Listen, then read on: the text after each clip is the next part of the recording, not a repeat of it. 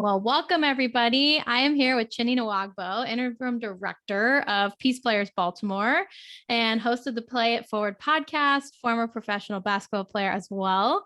Chinny, thank you so much for joining us at Big League Philanthropist. Absolutely. I'm excited to be here and just have a good conversation and be relaxed. I don't want to say the date because I'm unsure when you guys are going to air this, but it's a wonderful day to be alive.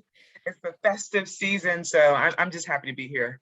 Well, we're really excited to have you here, and thanks for joining us. And I think many people may have heard of PeacePlayers, but they may not be aware of the work that PeacePlayers is doing in the United States. And so I want to first talk about, you have international experience playing basketball, so you've been all over the place. You've done some work with the State Department as well. Kind of tell us a little bit about your background, being a former professional basketball player, playing for the national team in Nigeria. What has your sports experience been like, and how did you kind of get to that international level? Like, tell us a little bit about your journey. Right. Which is, I'm gonna keep this really short and sweet. So I'm not telling you this huge, long story, but so I started playing in the 9th grade. I was not good at all, but I was really athletic. And my coach discovered me in the hallway and he was like, "Do you want to play basketball?" And I was like, "Yes." And he lit a fire in me that has been just burning since. And so from there, was able to work my butt off and get a scholarship to go play at Syracuse University. From Syracuse University, went and played professionally all over the world for 11 years, playing in 6 years in Spain, a year in Portugal, 3 years in Poland. I played in the World Championship Games, as you mentioned, in Brazil, representing Nigeria. I played in the South American Championship Games in Chile, and I finalized my career in 2016 in Israel, which was a great experience, right? And the whole time I am enjoying myself, but I'm also enjoying this other platform that's being created, right, simultaneously, which is that space for social, sports for social peace, social justice, and social good, right? And so I'm developing as this athlete and I'm traveling all over the world and I get to see the world and people through different lenses and perspectives and just be so appreciative of cultures outside of my own. And it spiraled into this thing where I'm like, you know what? I really love this space that I'm in. What does sports for social good look like? And so was able to be a bit of a trainer for a while after I retired. But then prior to that, I probably should start there. Got the opportunity to go and work overseas with the NBA, certifying 500 plus coaches under the NBA junior NBA handbook in China, which was a great experience. Came back and worked a little bit with the Wizards and the Hawks and the NBPA, all in the youth development space. And also with the Department of State as a sports envoy.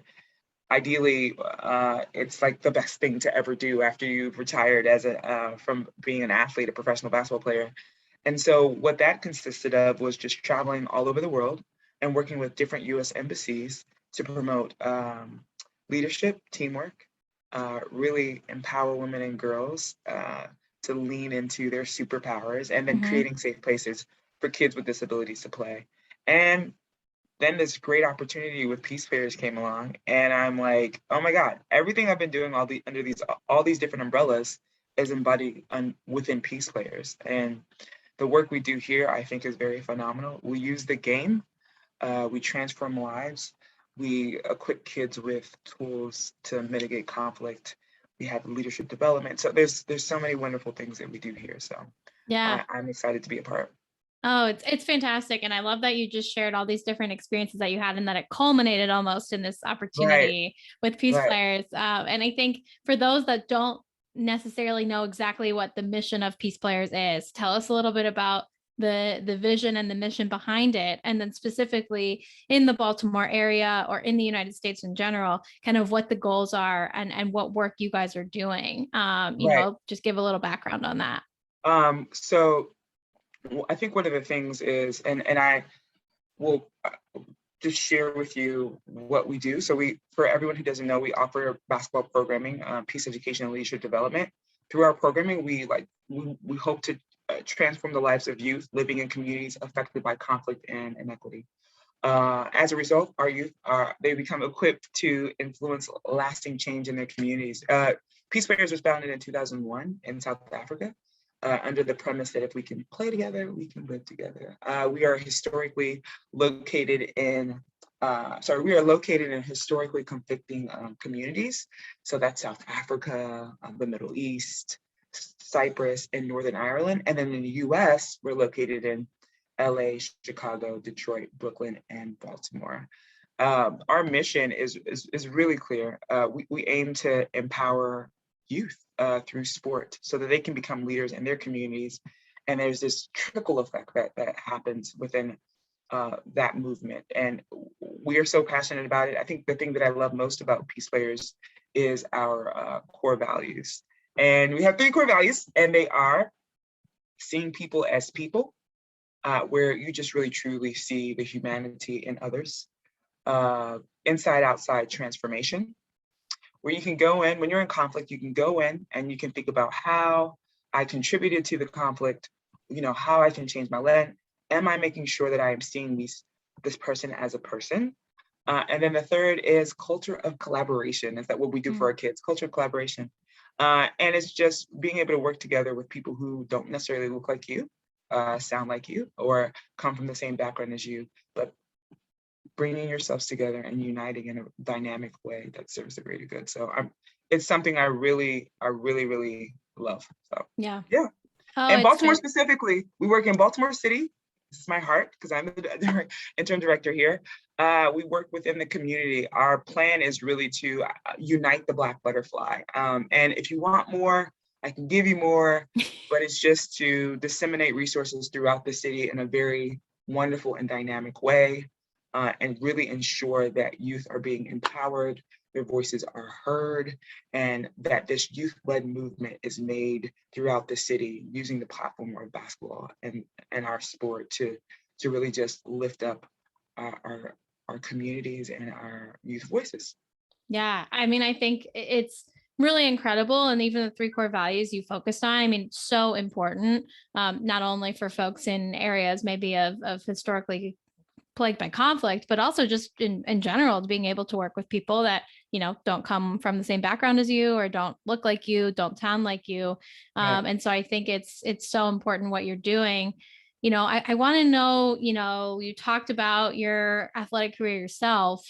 How have some of those skills that you learned being an athlete, traveling all over the place, living in different countries, competing in different countries, playing for different leagues across the world, how have some of those skills helped you work, whether it's in the State Department as a sports envoy, whether it's, kind of working in different opportunities internationally, but specifically at PeacePlayers, right? You're talking about getting to work with people that are different from you. And I'm assuming, and you can correct me if I'm wrong, that when you're playing internationally, you're also playing and working together with people that don't necessarily come from the same background as you as well. So tell us a little bit about what you've learned from that sports experience that you're taking with you.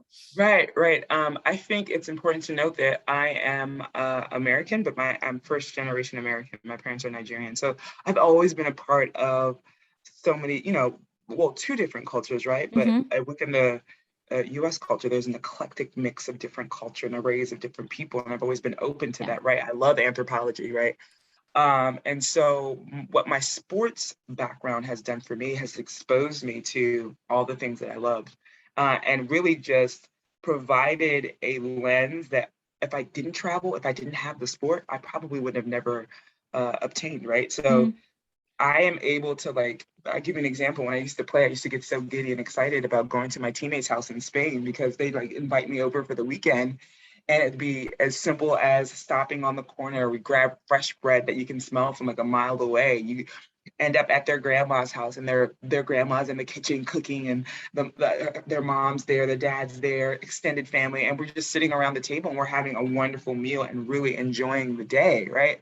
At home, it was kind of like that for me. But then you got older, and people, you live in the U.S. and you're hustling and bustling. You got to get to point A to point B, and so Spain taught me the importance of just really slowing down and enjoying the fruits of your labor and enjoying, really spending quality time. And it doesn't have to be a holiday, right? It can be every single weekend where you really are in the moment investing people. And then the lens of understanding that you are not the priority in the world is something that I obtained through sport, right? when you play around the world, you realize like, wow, America is not the only country. Oh my goodness, there are other people doing things in different ways and they're still very successful. Yeah. And maybe if we adopt what they're doing or we're inclusive to their way of life, it might make our lives a little bit better. So I always try to meet people where they are and get to know who they are, because there's a story that everyone tells. And that story that person is telling you can fortify you, make you more whole, and it amplifies your story as well. So through basketball, I learned that we are all interconnected. We are connected through the world. So there's so many different things, right? How to be a leader, right? When I was in countries that didn't speak my language, and having really to adapt and understand, like, okay, how can I get by? What do I need to do? What Yeah. does this leadership role look like? And how am I ensuring that I am still very much myself, but I'm leaning into the opportunities that are in front of me? So that so many things I was able to acquire. And so landing here at PeacePlayers and having those lenses and really hearing about their core values and being like, oh, that's who I am. Because of sport has truly been just a pleasure to be here. And I'm excited to see where it goes, just not just in my professional career, but in life too. What does that look like as Chinnhy in 10 years, and how am I impacting myself, the world? How am I making sure that I'm really leaning into love? So yeah, that's it. I that's it. It's a lot, and it's amazing because I think you brought up a couple things that I heard in there, is that, one, basketball taught you a lot more than just basketball. Yeah, The the lessons you pulled from it are applicable in all areas of your life, yeah, right? It's not right, just the sport that you honed skills that you right, can use. right. One thing I forgot to mention, which is like my pride and joy, is the relationships that you build, right? The friendships that you make, the Mm-hmm. way you are able to really equip yourself and add things to your toolbox on how to network with people, right? How to Yeah. meet people and know and invest in them so that they are investing in you. That relationship bond is something that I was able to make um, stronger in my relationships at home and around the world as I continue to play and understand we are all, I said this before, we're all connected, but we all just want a human bond. And that human bond is love, right? We just want to be seen and heard and respected. And it's so simple, but sometimes people just forget about the simple things. So basketball's taught me Yeah. that as well. Yeah. Well, I think that's an incredible ad, because the other thing I was going to say is it seems like you are constantly looking for things that authentically connect to you. And I Right. think we talk to or hear from a lot of athletes that are constantly looking for ways that they can give back and what can they do. And I think you offer a really great takeaway in what basketball's taught you, but also, like you said, how you found PeacePlayers and how you came Mm, to find this organization is you immediately resonated with what they do. It's right. your values as well. And so I thought that was great. And I think the relationship piece plays into that as well, to where, it's those relationships that you can see other people and they can see you, Mm, helps you be your most authentic self, but also right. helps you see who those other people are. And I love what you said about everybody just wants to feel like they matter, that people see them, that they have value. And I'm sure working at PeacePlayers, these kids that you're supporting want that same thing. That's what they want. They want to be seen. They want to feel like they have value, that they're someone's waiting for them to show up because they Right. Right. care, right? So Right. Right. it's Right. that kind of a thing too. I think it all really ties together, like you said earlier in the interview, just like everything's culminated into this opportunity. So I want to kind of figure out, how did you get to PeacePlayers? So did you stumble upon it? Were some of these relationships you were creating, Right. did they Right. lead you to it? So kind of how did you get there, and why is motivating youth, working with youth important to you? Because you said you were doing it before PeacePlayers, right? Working with Right. different teams in the NBA and WNBA, supporting the sports envoy, which Right. I know youth is a big part of what they do. So tell Hmm. us a little bit about, what motivates you to give back to youth sports and to young people, but then how you found PeacePlayers as well. Right. So I'll start off with the first part. What motivates me? I think it was just my coach, Walter Clark, in high school. He invested in me. Like he Mm. helped me see things in myself that I would have not seen otherwise, right? And the sport was the platform for that. The sport gave me the ability, and this is one of the key components as well, that drive, right? Those core characteristics that you get from being an athlete on the court really do transfer into your life. And so he taught us what a champion looks like. I'm going to translate that to a leader. He taught us what it meant to really lean into your abilities and your gifts. I'm going to translate to that as your value. And so those things, I thought, okay, if someone older can invest that in me, then it is my duty as a player to ensure that I am paying it forward. And so I've always been in love with that space, right? How I can use what I've done and pay it forward. How am I contributing to those coming behind me? What am I doing to serve something greater than myself, right? Because it's not just me here in the world. Yeah. There's a greater cause that needs to be served and what that looks like. And so that is the driving force behind why I do what I do and why I love what I do. I love feeling that I am aligned with my purpose and why I'm here. And that means making sure that someone behind me has better opportunities than I do. So that's it. And then I stumbled on PeacePlayers. A good friend of mine who I played with in college, Rochelle Coleman at Syracuse University, was working with PeacePlayers. And I got this opportunity like a couple years ago, maybe 3 or 4 years ago, to come and run a basketball practice for them. And I ran the basketball practice and the kids were like dying. And I was like, you mean it's not just basketball? And the way they intertwined basketball with leadership development was like mind-blowing for me. Like I'm doing this community service work and I'm at these camps and these clinics paying it forward, but I never connected how we can use leadership development and sport, right? How we can create this whole youth movement using sport to really elevate our kids, right? So that part was like, wow, it's interesting. And then the fact that they were using just basic basketball games that were, mixed with a little something to equip kids with tools to mitigate conflict. I'm like, oh my God, this is amazing. So that was my first glimpse. And then I keep doing my work after I've retired, just, finding my way. Most professional athletes, once you retire, that is a big space to really learn who you are and figure out what your purpose is. And I think, and I'm so thankful that I was able to be like aligned with this. And so I saw the coordinator position and I was like, oh my God, I'm going to go for that. Well, originally I saw the director position and that was already closed. And I saw the coordinator position. I said, you know what? I'm going to start from any level and I'm going to build up because I love this organization and what they stand for. And that was it. I had an interview. My amazing boss at the time, LaToya Fisher, hired me, and it's been sweet sailing ever since. And I started this job back in August. I am so happy to be here. We are growing and expanding, and I'm most happy and impressed with what our youth are involved in and what they care about and how they're just so hip and how they teach me every day that I'm so old, but yeah, I love what we do. So I'm excited about that. Yeah. Oh, that's amazing. Well, first of all, I appreciate you kind of giving us that background into your motivation, which I love. But also one takeaway I just got from your story is that you weren't afraid to start from the bottom and work your way up, right? You saw something you're passionate about. You saw something that resonated with you. And, of course, if there's a position that you want, go for it. But you said, hey, this is what was there. This is what I had, this opportunity. I'm not going to shy away from it because I don't think it's the right title or I don't think it's the right level for me.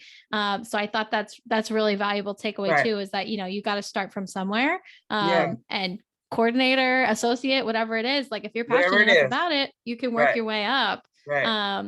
So I think that's really valuable. And I just want to give a shout out to LaToya because she's the one that even connected us originally. I know, right?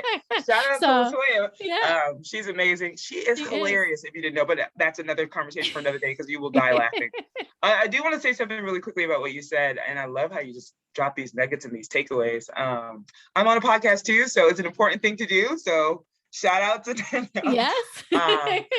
I think as a professional athlete, once you retire, one of the hardest things is really understanding how you can align your experience as a professional athlete to your new professional career. And for me, it didn't take me much time, but I needed to understand, just like when I was in 9th grade and I was not good and I had to build, right? I had to put 2 hours before practice and 2 hours after to catch up with people, right? To really invest and to make sure that dream of me wanting to be a professional basketball player was true. I mean, I used to be in my room and have these like private interviews, and I was not good at all. And I'd be like, so Chinny, tell me about this championship. And I'd be like, well, and my mom would be like, who are you talking to? No one. And at the time I couldn't even make a layup. But understanding that you have to start from somewhere, basketball taught me that you have to start from the very bottom in order to get to where you want to get to, right? Yeah. And I reached my very top. And so when you're going through that life cycle and you retire, understand that it's the same thing. So you're not going to retire and become the president of, I mean, unless you own your own business, and you very may well be, but be ready to like roll up your sleeves just like you did as a professional athlete, high school, and, you know, work your way up. There's nothing wrong in working your way up. But what you'll find is if you're passionate and you've educated yourself along the way while being a professional athlete or an athlete, that your climb will be faster than what you think. So, 100%. Yeah. Oh, that's such a great takeaway. I love that. And I think it's important to highlight that because, especially if we're talking about the nonprofit world, it's not an easy sign up, do it, start. And, you know, it's a cush 9-to-5 job where you're just sitting up kind of going, well, we had a camp today and it was a lot of fun. You're doing a lot of stuff. You're talking to kids, you're planning everything. You're talking to, you know, schools, you're getting grants, you're getting funding. Like, you know, it's a business. This is a business that you're running or that you've created. So I think it's great advice to just say, hey, this is not going to be easy. It might be a tiny bit easier because you've already been through a career and you know how to take something and build on it, but it's not going to be a walk in the park. So I think just understanding for folks too, I think I see a lot of folks go, oh, I'll just start a nonprofit. It's super easy. I just sign up and I go for it. And then I just have to do a fundraising event. There's so much more to it. And it's, you know, it's really, if you want to make an impact, you have to really think about, you know, is this nonprofit that I'm just going to create because I feel like it actually going to drive impact, or are my efforts going to be better suited doing something else, supporting someone else, supporting someone else's organization? So I think it's a great point you bring up around the work that goes into that next career. It's that same work that's going to go into the impact you want to make too. I mean, nothing comes from nothing. You have to, something has to happen for stuff to move forward. So I think that's 100%. A really great piece of advice. Absolutely. Yeah, I agree with you. And like what you just said, strategic planning, right? So the way you spend weeks or a week for a championship, right? And you strategically plan on how you're going to defend this person, or, oh, okay, he likes to do the 1-2 step back shot. His hand kind of goes. That's the same way you have to strategically plan to be successful in whatever you do, especially in nonprofit, because it's not just you. You're impacting so many other people. And you really want to make sure that you're doing things the right way and that you're not just one and done. Because when you invest in children, once they think that you're there and you are no longer there and you let them down, that's a big deal. So yeah, I'm with you on that. Yeah. Oh, 100%. I mean, sustainability is so important to so many organizations, but you bring up the youth aspect. Like there are kids counting on you. And if you haven't planned a sustainable program or a sustainable initiative where you can keep showing up and continue, like you said, I mean, now it's not just you that's being affected, it's them, because you've become a stability factor in their week or in their month, whatever it is. And if you're not there, it impacts them. Some of the work that you've done could be lost in that person saying, I knew it, right? I knew this was too good to be true, or whatever that situation is. So I want to switch gears just a little bit back to what you were talking about with Sport for Good and how that's always been a passion of yours, and how you saw the work with PeacePlayers as kind of an embodiment of an area you were so interested in.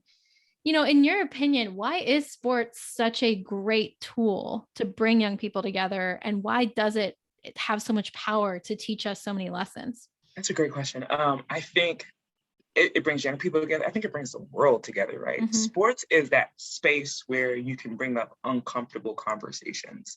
Sports is that space that connects us all around the world. It's just, who doesn't like a competitive place to be in? And, you know, you're talking about your team and all these other things. And I think sports is a very great platform. And we've seen it in the past year with Black Lives Matter and things around the world, where athletes have really leaned into that activism aspect of being an athlete, right? They're multifaceted right now.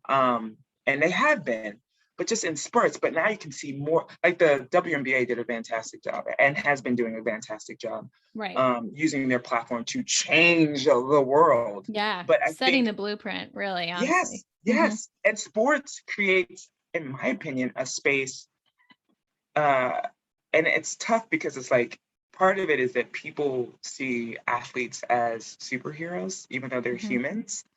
And what sports does is it gives you that superhero platform, but then what they're doing is they're bringing people back down to ground, to level ground, to say, hey, no, I'm not a superhero. I'm a human being who deserves rights. And so I think sports is just a medium to have conversations that are inclusive of everyone.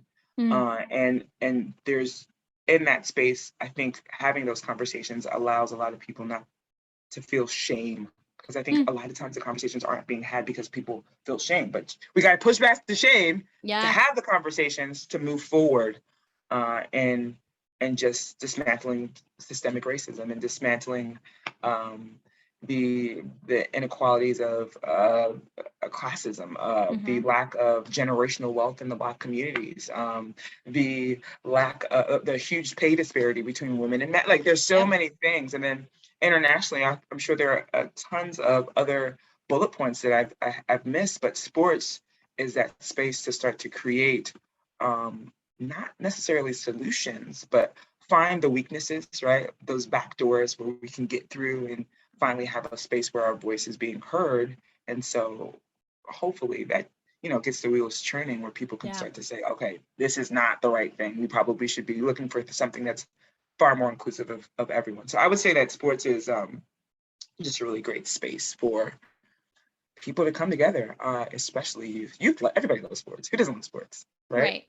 Yeah. Well, it's one of those things, right? That everybody can, regardless of language, regardless of background, you put a ball on the ground or in your hand, depending on what sport it is, like everyone kind of knows what they're doing, right? And I think that's a great point. And it's a place of dialogue, right? You're not like changing laws in sport, but that dialogue could lead to that. So I think I love that you mentioned it includes everyone, because it does, everyone. It's inclusive, right? Yeah, everyone plays sports at some point in their life, and I think you can relate to a teammate more than you can relate to someone you see on the news that you have no relationship with. So it's almost that dialogue means a little bit more, because if your teammate that's, from a community that experiences systematic racism or oppression, and they speak about it, then you're like, well, man, me from a non-systemic oppressed community, I'm like, well, I never thought about it that way. And I didn't realize that my friend was going through this, and it personalizes it for you versus hearing about it as a statistic. Exactly. So I think that's like that dialogue, right? Yes. No, also, I think what right. Also what I think is great too is that what sports does is, basketball in general, is that we're all working towards a common goal. Right? We all have the same goal in mind. And that does not depend on how you look, your gender. Like, it doesn't depend on anything other than we need to work together, cultural collaboration, to get to this common goal. And when you're on the court and you're from Baltimore and you've never traveled over to the West, and your teammate is from the West and you're from the East, you're not thinking about, well, he's from the West, so he probably doesn't. You're just thinking, all right, this is our common goal, right? And you work together, and whether you win or you lose, after that game, you're like, oh my God, you see someone a little bit different because you guys have worked together to try to achieve something together. You can see that you can see their effort. You can see that they are just like you, right? That commonality. Your self-identity that then becomes a vision of, okay, how can we collaborate? And so I think that common goal also creates space for people to be like, you know what, you're not too bad. You like the Giants? So do I. Let's talk about this. Let's grab some drinks. Something that commonality that brings people together is a big deal. So it opens up that space. 100%. And I think it's great that what you guys are doing at PeacePlayers is using sports for kids to build skill sets, to learn how to, Mhm. deal with conflict, to learn how to navigate situations in their lives. And so, I just want to know too, are there any projects you guys are doing within Peace Players Baltimore that are new or definitely exciting? What have you guys been doing over the last 6 or so months? And what kind of inspires the work that you guys do? How do you decide what projects to keep or what projects to kind of build? Right. So we are currently in the Sandtown Winchester area, West Baltimore, and we are also working with Northwood. So we work with elementary schools, Mhm. brilliant elementary schools, bringing our programming, our leadership development programming, of course, mixed with basketball to these schools. And so that's what we just finalized this week with our pizza party, and that was 8 weeks of fall programming. Of course, we're going to start again in January for winter Mhm. programming. But some of the projects that we our upcoming project, I'll tell you a project that we just had, friendship games. So they're virtual.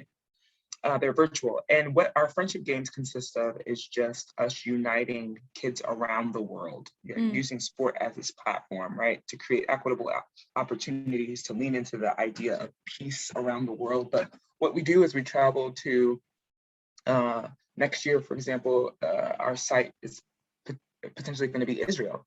Mm. And from all our 5 sites, all the kids will come over and they'll be a part of fun basketball games, leadership development, team building, in a way that connects them around the world, a space to create friendships with people who don't look like you. And then hopefully what that does is it changes your lens on Mm. how to view others who are not like you, or it enhances your lens that and shows you that this person can be all the way across the world, and we have so many great commonalities and similarities that we can be best friends, right? And so it Yeah. kind of breaks down those barriers of inequities. It breaks down those barriers of racial divides. It's a great experience. And normally our leadership development kids get to be a part of that. So that's one thing. But the thing that's upcoming and I'm really excited about is our Dr.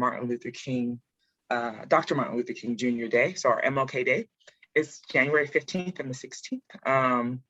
And it's going to be in Baltimore City. My plan is to have one so it's 2 days, January Mhm. 15th. We will be at Oliver, Dawson Safe Haven, with basketball camps and clinics. We'll have a DJ and food, and hopefully there will be a mental health awareness and Mm. different stations and a speaker to talk about the legacy and unite us, right? Uh, Under the scope of the work that Dr. Martin Luther King Jr. has done for us to pave the way. Planting those seeds for everyday heroes so people can see how they are, Sure. much like him. And then the second day, January 16th, is a Sunday, we will go from the east to the west. So I plan to bus my kids who don't necessarily maybe leave outside their communities to the west Yeah. side. And we will work with Stewart Hill Academic Academy, one of our partners, to clean up Union Park. So we'll clean up the community, make it beautiful, and beautify the school with some refurbishments and painting and stuff. But just bringing us together, having I love speakers it. and having our kids come from the east and the kids come from the west, and just uniting that black butterfly that I talked about with those equitable experiences. So I'm excited about Yeah. that. Oh, that's so exciting. I think it's really cool. And again, I love that like basketball is just a part of what you guys are doing. And it's not, we're gonna do a basketball camp. Like we're gonna like those are important, right? Right, right, Again, right. those are what gets the kids to come out and show up Hmm. because they're excited. But I love that there's this programming that you're building in, but also these really fun experiences that are giving them the perspective that you talked about, right? Being able Hmm. to go into a different part of the community that's not even that far away, but you just haven't walked outside of your neighborhood Right, because you haven't needed to. You haven't had that right, right, experience, or you haven't had maybe not needed to, but haven't had the opportunity to. right. And I think That's it's it. really important to expose young people specifically to things outside of their bubble, Right. and giving them a sense of the world is big. The world is very big, Hmm. and you play a part in it. And so you Yes. have this opportunity to switch your community, to change your situation. But you also, should be excited about being able to beautify where you live, to be able to make, Yeah. make a difference to your Right, own right, community, right, and you right, can make things better right where you are. So I right where think you are.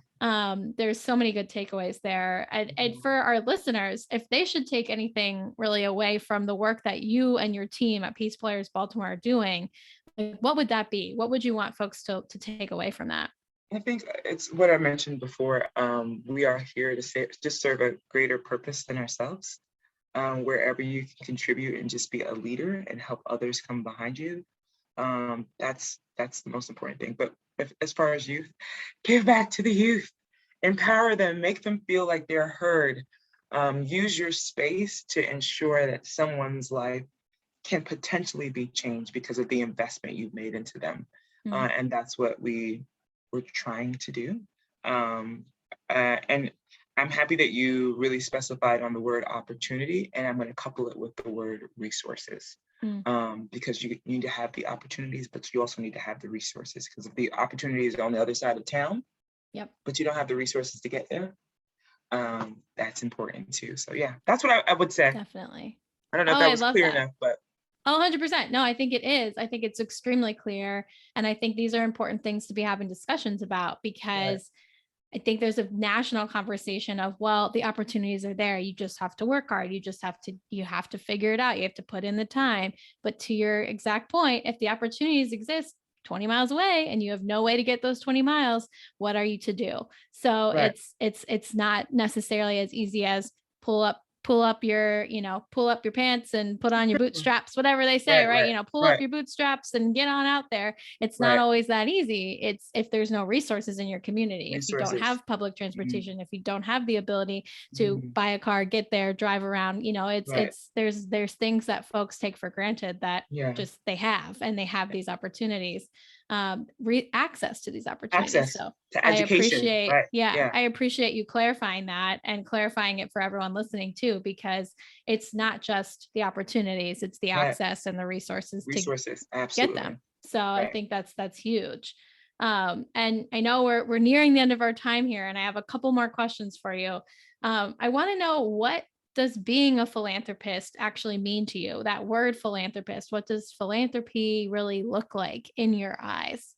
Right. And it's funny because we have on our podcast show called the Play It Forward podcast, that's a plug. We ask our philanthropists what that looks like. And so when you're asking me, I'm like, oh my God, am I a philanthropist? No, I'm not yet. I don't consider myself a philanthropist, but I guess the work that I do is as such, right? Your investment into people, your ability to lift people up, your ability to provide access, resources, and opportunity, and really shaping that into a message that fits the community. But I think philanthropy, the true definition of philanthropy it has nothing to do with me, and it has everything to do with the people that you're serving, and how you really embedded yourself in the community to hear the voices and to hear what's needed. I think oftentimes there are these huge organizations that want to provide resources and money to communities, but they haven't heard what the need of the community is. And I think philanthropy is that connection between the need of the community and the resources that are out there, and making sure that they interconnect and that there is a correlation there, and that the people who need it the most are being served. And so I guess that's what philanthropy would mean to me. And then at the end of it, and this is really who I am, just kindness as well, right? Philanthropy is about that special piece of kindness, right? And understanding and really diving deep into the people that you are trying to lift up, the youth that you're trying to serve. So I don't know if that's a good definition, but that's what I would think. It's an amazing definition. Yeah, it's an amazing definition. And I know you were skeptical about you being a philanthropist, but you absolutely are, just by your definition alone, right? You're doing that. And I think one thing that reason we like to ask the question is because some people don't see themselves as a philanthropist because Right. they aren't donating massive amounts of money. Right. They haven't created their own thing or started Right. their own initiative. But to be honest, one of our guests said this and it stuck with me. He said philanthropy is more of a mindset than it is a actual definition. It's more Right. of a mindset of a thing to be, Yeah, not a necessarily an act. It was I more would of like agree a with that. how you can be. And that's kind of what you said. You said, look, it's someone that is providing opportunity, they're being kind, they're connecting all of these things. It's you didn't say it's someone that donates money or it's someone that it doesn't have to look a certain way, right? Right. It's providing access and opportunity and resources Right. can look a million different ways. Right. And it doesn't have to be through a nonprofit, it doesn't Right. have to be in a specific vehicle. So I really appreciate that definition. And I love that you said it's not really about me, it's about those that I'm serving. it's Right. it's it's really about them and Mhm. listening to them, because I think that's a huge problem with the philanthropy sector. I'm putting that in air quotes because a lot of big philanthropic organizations, like you said, have had that negative, kind of stigma of they just come in and tell us what they do and that we need it, not Right. vice versa. But maybe they It's don't. Right. right. Have we talked about whether that's even helpful? Yeah. So I appreciate that really like all encompassing definition. And I think it's really great to hear that, like, yeah, through all these people you're interviewing, from the people that you're affecting through PeacePlayers, like, yeah, you are making a difference and I connecting those appreciate it. folks to opportunities. And So, so are you with this podcast. No, no, no. well, And all the other wonderful things that you do as well. I don't know if the listeners know, but yeah. no, absolutely. I appreciate that. And, as we wrap up here, I want to let you kind of end our podcast, one, with some advice, and two, where to find you and where to find PeacePlayers and where to find the podcast that you co-host. So the advice I want to know from you is for athletes at any level, or really young people in general, who want to speak up about the issues that matter to them and want to help drive change in their own communities. What advice would you give them? Oh, that's a good thing. It starts with you, right? It starts with understanding your power and your platform. And then it's just as small as, and not small, I guess that's not the best word, but it's just as simple as writing down what it is that you want to accomplish and then chipping away at that every single day, right? Mm, We are not going to change the world in one day, right? Noah's Ark wasn't built in overnight, but what we can do is make sure that we are doing things every day that align with that message that we want to get out, that change that we want to see in the world. So I would say it's simple as, if you have an Instagram or a TikTok, make sure your stories and your message behind that aligns with the change you want to see in the world, right? And mm. that's evoking change amongst your peers, right? And you may not think it's a big deal, but it's a big deal. People want to Oh, hear yeah. that. People want to know. And so I'm so sorry for this lawnmower person in the background, It's okay. It's but not I'll that bad, keep I pushing promise. through. And so I think that's one space. And then I would say, as an athlete, and I'm assuming that there's a lot of young athletes listening out there, just be your very best at all times, right? So try to be a leader whenever you can. Those things make small ripple effects in that overall change in the world. If you can start with yourself, and you can look at who you are and how you view the world and how you approach people and change there, that is bigger change than you will ever see in life. And I know people are Mm, like, really? Like, yes, being kind to others, being genuine, being honest, being transparent, being inclusive, understanding that things exist outside of you and your way yeah. is not the ultimate way. And then fostering wonderful and amazing relationships with people who are on board with that type of lifestyle. So I would say that. I don't know if that's hits the point exactly, but I always think that change starts with the individual, that self-identifying practice, Yep. making yourself who you like yourself to be, empowering yourself and understanding you're brilliant and your uniqueness in the world, and then leaning into that and making sure that you can draw that out in others. So that would be Oh, it. it's such great advice. And I think it's really important for folks to understand that you really can't help anyone until you understand who you are, what matters to you, and what you need, what what do you need to take care of yourself? Because, you know, it's that saying that you can't pull from an empty well. Like if you aren't taking care of yourself, you can't do much to help others. And so I think understanding who you are, like you said, taking that time to write down what matters to you, what you want, what message you want to be sending out. But like you said, also doing that hard work to understand like what do I actually care about? Like what does resonate with me? What do I want to focus on? What impact do I want to make? And I love that you're like, start with simple. It doesn't have to be a super complex solution. It could be really easy, you know, starting off small, which I think small is okay, right? It's small doesn't mean small impact. It just means, you know, maybe a smaller commitment right off the bat, to see what you can do, but it builds from there. Just like you were talking about with your athletic career, you have to put in that work and kind of start from somewhere. So it sounds like, and, you know, at least from my end, like you're telling us just to start thinking about it, to start doing it, right? Not to just Absolutely. wait till you have the complex thing figured out. Yeah, absolutely. And I love how you say small doesn't mean small impact. It sure doesn't. Mm-hmm. Small can have the largest impact you've heard of the butterfly effect. Small can have the largest impact in the world. Just start. Yeah. And yeah. So Oh, thank you. That was well, awesome. no, a fantastic place to leave it. And I want to just give you a chance to, one, where can we find your podcast where you interview philanthropists? I think our audience would love to tune into that. And then where do they learn more about Peace Players, and where do they learn more about you or connect with you outside of this interview?